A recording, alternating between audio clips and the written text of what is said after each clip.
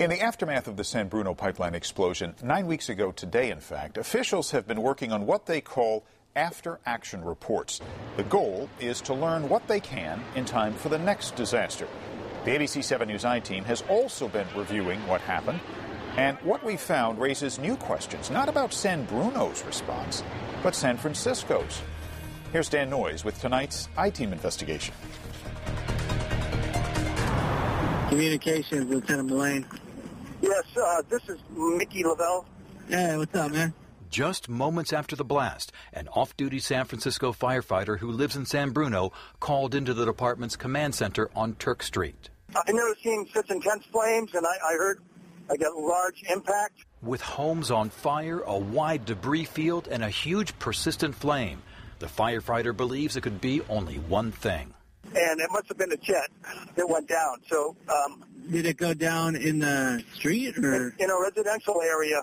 Remember, the firefighter didn't say he saw a plane go down, but that quickly becomes the storyline from San Francisco Fire Command Staff. So Mickey Lavelle just called up and said he saw a plane go down in San Bruno. I don't think it's an aircraft. Oh, it's totally confirmed because it's a plane crash. And they pass on the false report to the San Mateo County Command Center, where they're busy dealing with the disaster. Yeah, we had an off-duty fireman that said he saw a plane go down. Yeah, no confirmation of that yet, but we're getting reports of that as well. But we don't have any confirmation. Okay, it's a huge fire. Well, I'm telling you, an off-duty San Francisco fireman said he saw a plane go down. First law of emergency management is stress makes you stupid. You know, you don't think as clearly as you do normally. Lou Canton is an emergency management consultant. He says confusion is common in the early stages of most any incident, but dispatchers and first responders should be accurate. Well, accurate information is certainly one of the most important things because that helps you determine where and how much resources you're going to apply to the event. San Francisco Fire's Deputy Chief of Operations defends his command staff. The lieutenant was passing along information. The way that it was worded wouldn't have changed the story, but I think that the lieutenant is a good young lieutenant up there. He's got a lot of experience at radio. Pat Gardner tells us communication is the major issue as the department prepares its San Bruno after-action report. Fire Chief Joanne Hayes-White declined to be interviewed about this and other issues raised by the dispatch recordings, citing a busy schedule. We got several calls here, people saying, we're trapped in our house, help, help. Oh, you're kidding. No, I'm not kidding. That's terrible. Yeah. Okie doke. Alameda was the first county fire department to provide mutual aid. More than a half hour after the blast, San Francisco tells San Mateo they're sending what they call an airport box. 3 engines. 3 engines, 2 trucks, a battalion chief, and we'll send a medic unit too. Then Pat Gardner decides to strip away the medical part of the response, 3 ambulances and a rescue captain, and no one tells San Mateo County.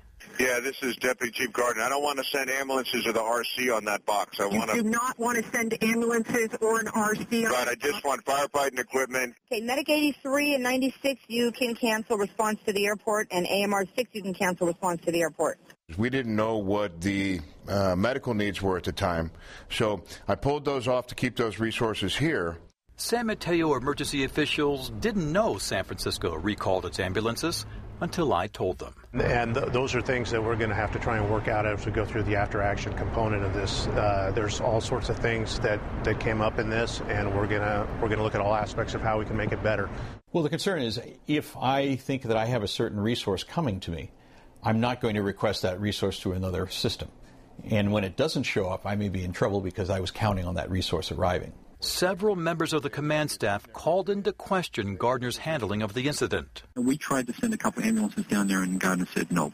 From the size and speed of the department's response to the decision to pull back the ambulances. But he pulled off the medical resources because this is the fire department. It's not an ambulance service. Okay, you got it? I hear you. Okay, so it's amazing. I'm asking you about this in the context of lessons learned to apply to the future. Do you think that there was a hiccup here? If there was a hiccup, it was mine. It was mine for not clearly defining what I wanted to go on the airport box originally. San Francisco Fire also had 2 radio issues during the incident. This is for Fuel Unit 1. Be advised that San Mateo County will be calling on your cell phone.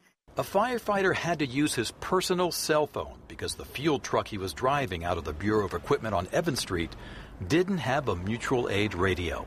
And the radios that San Francisco gave Bayshore Ambulance didn't work during the disaster. Can you tell me if you can hear me? I'm going to transmit real quick. Okay, go ahead.